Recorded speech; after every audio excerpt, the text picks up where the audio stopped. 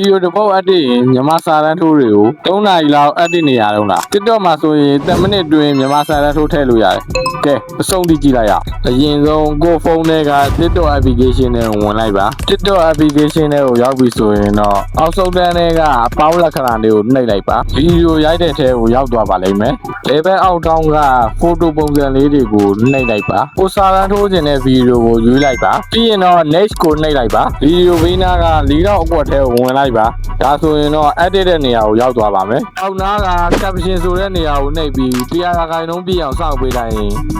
3နာရီလောက် edit ရမယ်မြန်မာစာတန်းထိုးကို10မိနစ်အတွင်းရပါပြီအားလုံးပဲအဆင်ပြေကြမယ်လို့ထင်ပါတယ်နောက်ထပ် editing နဲ့ပတ်သက်တဲ့ content လေးတွေကိုလည်းသင်ပေးအောင်မှာမလို့ follow လုပ်ထားဖို့မမေ့နဲ့ဦးနော်နောက်ဗီဒီယိုမှာပြန်တွေ့ကြမယ်